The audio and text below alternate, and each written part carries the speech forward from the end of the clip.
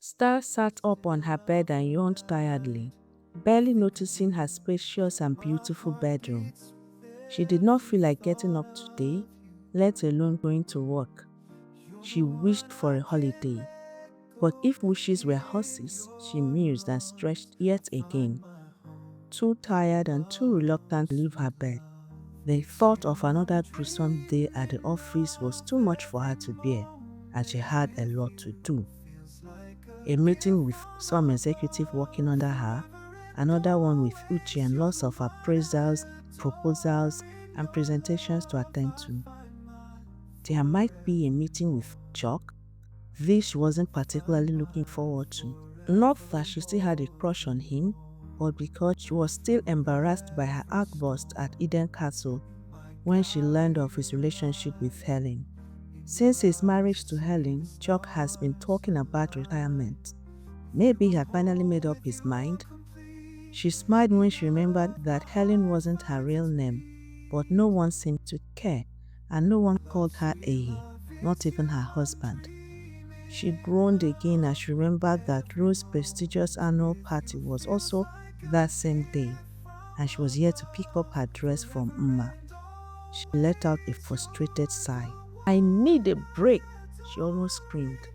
Suddenly her bedroom door opened and she saw her mother coming. "No work today?" Then a happy smile spread all over her face. That was how happy it made her seeing her mom happy, fresh, and so healthy.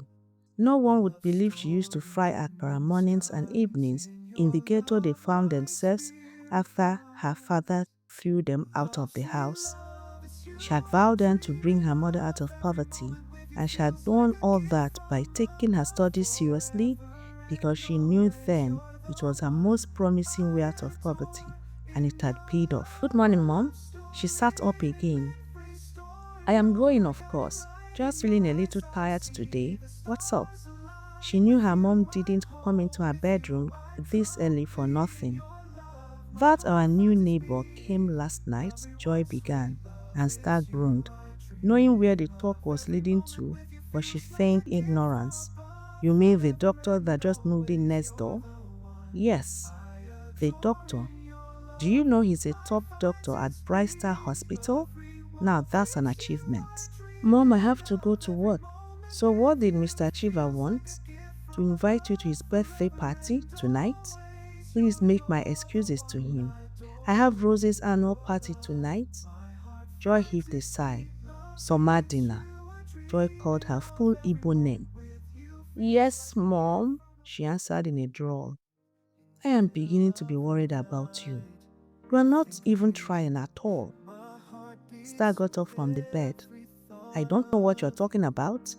There is a fine young man interested in you, and you show no interest at all. Don't you want to get married? My darling, you are in your 30s. Early 30s? Star interjected, smiling. "Big difference that makes. When was the last time you were on a date? When was the last time a man came here calling for you? Maybe I call on then." This is not a joking matter. When a girl gets to a certain age, people stop asking who the father is and begin asking who the husband is. Besides, I want to carry my grandchildren before I die. "Mother, you are too healthy and too young to die. Please stop talking about death." She didn't even want to entertain thoughts of losing her mother. She didn't think she would survive without her. She entered the bathroom to brush her teeth, and her mother followed her. "Don't think I don't know what the problem is." "There is no problem, Mom. I assure you, once I find the right man, I would get married." "And that right man must be a billionaire like your boss or like Chuck?" Star turned to look at her mother, shocked on how astute she could be at times. Not that she was looking for a billionaire, but after spending much time with men like Uchi, she didn't want to settle for less. Pity she did not realize that before he met Mma or before Chuck fell for Helen. Not that she was angry or envious. She was happy for the two men and their wives, but sometimes she couldn't help wondering why she didn't fight for their love the way she had to fight and work very hard for all that she had gotten. "Mom, you are very funny." She began brushing her teeth. I understand. This is not me thinking you are too selective or greedy. I know that it is not just their wealth, it is their personality, that aura, prestige and charisma. The fact that they are not only rich, but smart and very ambitious. Okay, Mom, what's the point of this talk this morning? She was becoming frustrated because her mom was hitting all the right nails on the head. So I'm wondering, Stanley is still very single and the last man standing. What are you waiting for? She turned about with alacrity, staring at her mother, shocked and speechless. She quickly turned about and rinsed her mouth. Mom, are you? He's the kind of man you always go for. You know, the alpha male type. The daughter I raised does not wait for things to be handed to her. She goes out there and fights till she wins and takes what she wants. So I ask again, what are you waiting for? Did it occur to you that I may not want him? She was still shocked, and even more shocked as Stanley's handsome face swam into her view. She shook him out of her head. What is it you don't want about him? Those sexy bedroom eyes, his enchanting smile, or ripped body, his money or his prestige. I am shocked you noticed all that from the few times you've seen him. I noticed because he's totally your type. That let out her breath in a whoosh. So you're saying I should seduce Stanley for his looks and money? Mom, are you hearing yourself? I am saying you should give him the green light. He's very single, and so are you. He's the kind of man you always go for, and I've seen him with lots of girls, but you are more beautiful. If that local girl ID could hold his interest for 2 years, so can you, and for a lifetime if you try. Mom, I'm going to finish getting ready for work. I am going to pretend we didn't have this conversation. She began pulling her nightgown over her head. Well, if I'm talking nonsense, then you should pay attention to the good doctor. Joy started walking out, but she stopped when she got to the door. Or did I just forget that he's not an alpha male? Joy smiled sweetly at her daughter's shocked face and left. Star stood transfixed after her mother left. Stanley's very handsome face swam into her view once more. No, you are not getting into my head, she said to herself. Star rushed out of the bathroom, very aware that she was out of time. She quickly glanced through her wardrobe and took out a dress. It was Friday after all, and she did not plan on spending too much time at the office, not when she had her dress to pick up from Uma. With very minimal makeup, she slipped her feet into high-heel stiletto sandals. She picked up her green purse and the briefcase containing her laptop and documents. She was ready at last. She was about to leave when she walked past the mirror and saw she did not have any hair on. She did a turn about and went to her hair stand. Most of her hair she had turned into wigs. She did not have the time for hair installation. This way she had variety and could change her hairstyle whenever she wanted. She chose one of the wigs. With one last look at the mirror, she dashed out of her room. As she drove to work, she found she could not get her mother's words out of her mind. She and Stanley? First of all, she had known Stanley almost all her life, and not even once had he shown the slightest interest in her. No, she assured herself. She was not going to chase Stanley. The only man she had come close to chasing was Chuck, and that did not go well for her at all.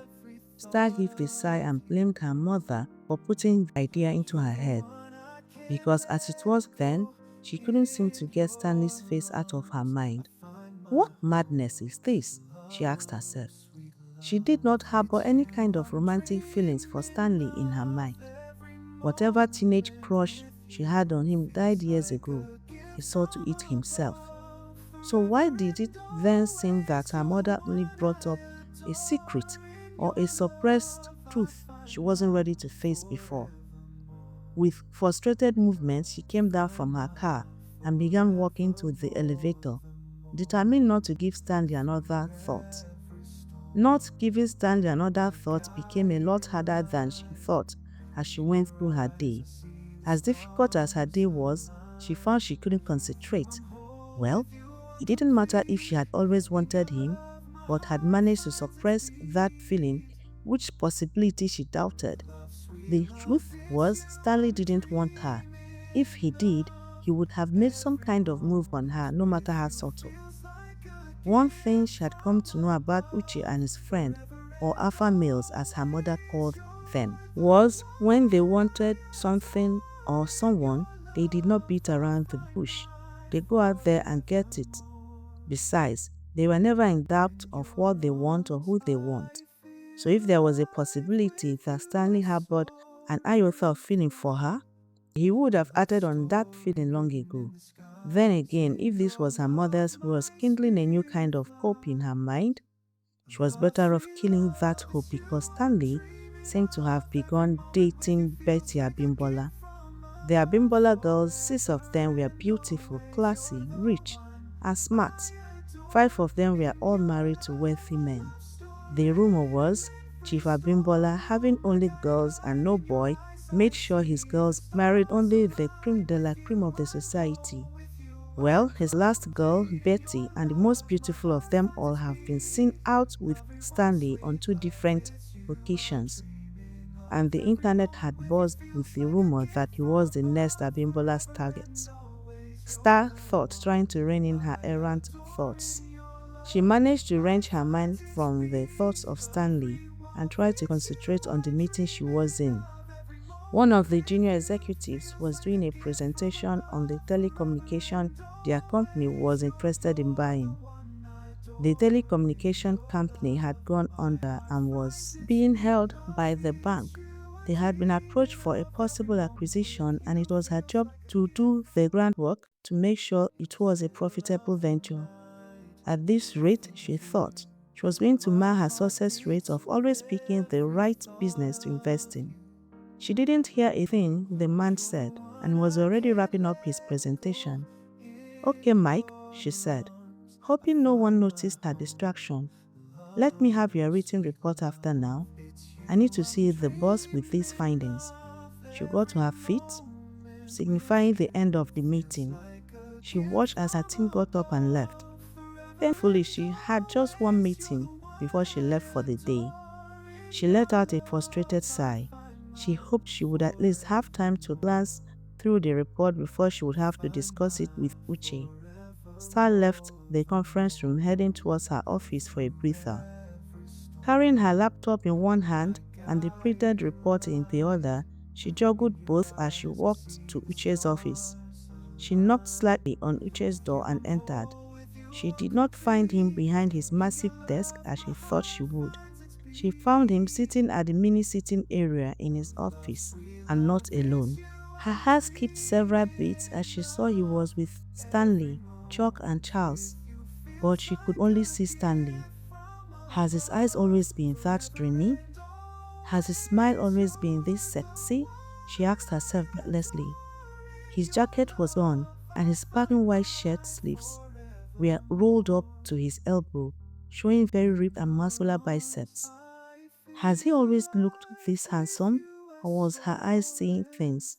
Gosh, get a grip, she cautioned her mind. She blamed her mother. If not for her unsolicited advice, she wouldn't be in this mess. She wouldn't be at loss for words, staring at a man she had known for more than a decade like a besotted teenager. Seeing her boss with his friends, she thought there was no need to stay for the meeting with him. She wouldn't know what to say to him after all, because she couldn't recollect one thing the report said. And then they all looked up as they saw her. "Hey, beautiful," Stanley smiled at her as usual and got up from his sitting position. She saw that some part of his shirt had come up from his waistband, and she stared, scandalized at the thoughts going through her mind. And then she realized he called her beautiful, and somehow her heart flustered at the endearment as she watched him transfixed on the spot as he walked towards her. Heartbeat on the rise, she waited for him to get to her. So heart racing, body trembling, she watched helplessly as he got to her and took the laptop from her. "Let me help you," he said, and carried the laptop to Uche's desk. She trembled as disappointment hit her. What did she think? That he was coming to kiss her? She should have known better. Typical Stanley, she thought. Ever the knight in shining armor for ladies in distress. And there she was, thinking he was coming to do what? She asked herself angrily. That somehow her mother had spoken the same words to him, too, and that he spent the better part of his day thinking about how like she had done him. Don't be a fool, Star, she said to herself, and get a grip for crying out loud and stop staring at his butt.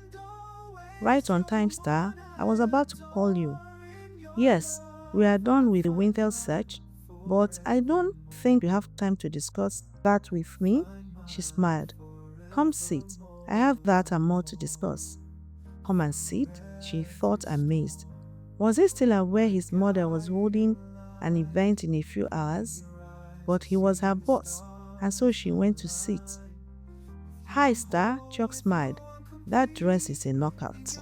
The guy was too handsome for one woman, she thought, and wondered if Helen knew how lucky she really was. But she didn't have time to dwell on the thought because Stanley was back and sat beside her on a two-seater couch. There was enough space so their bodies weren't touching, but she was aware of him at a level that wasn't supposed to be natural. By some miracle, she remembered to return Chuck's greetings with a smile and a polite thank you for his compliment. She looked around her feeling like a dwarf, surrounded by giants of men whose aura and prestige were hitting the ceiling. She unconsciously glanced at her wristwatch. Pressed for time, Stanley asked, You guys may have forgotten, but your mother has her charity ball tonight. She reminded them. That's some hours yet, Chuck smiled at her. Not when I'm here to pick up my dress from your wife, she looked at Uche. So I'll be quick, Chuck sat up. I'm retired. You finally decided? He shrugged. Are you sure you are not going to miss it? Football would always be a big part of my life, so naturally I would miss it. But there is no more challenge there. I have won all there is to win, played in the best clubs, with and against the best players there are. I want to explore my other passions. Besides, I'm 35. Best to live when the ovation is loudest. That makes a lot of sense. So what's the next step? Well, that is why we're here. After football, my next passion is automobiles. Not just owning and driving them, but building them. Wow. No wonder she compared every man she met to them. Alpha males who are not afraid of their ambitions. Too ambitious? He asked when she didn't say anything. Of course not. I am just in awe of it all. I think it's a very splendid idea to do what comes natural to you, like football, something you love as much too. So Uche, Charles and Stanley have decided to invest. Of course they have, Stan mused. She expected nothing of the bond they shared. So as usual, you are at the forefront of this.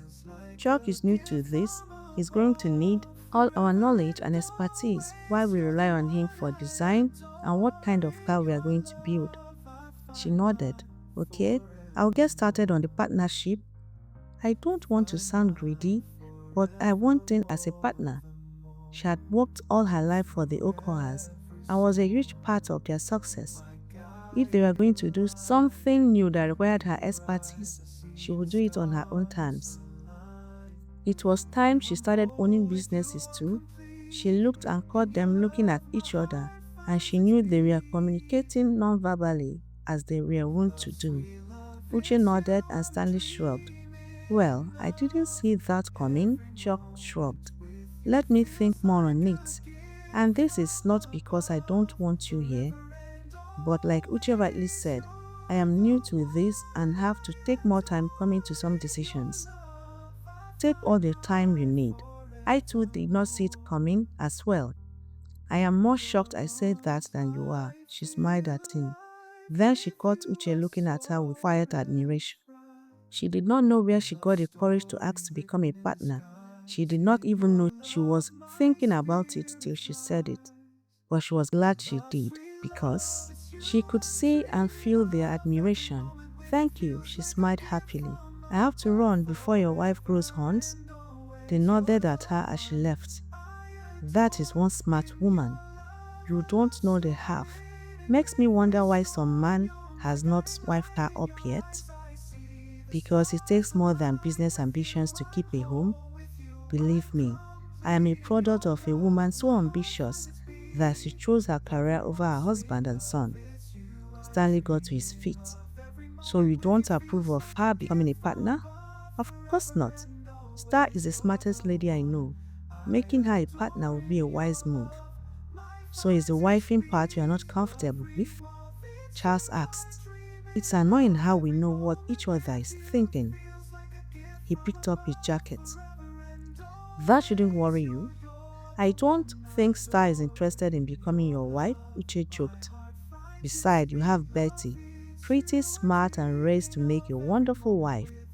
She's too shallow and too young for me. Imagine discussing nothing but other people and the rumors on social media on your dates. She's still young.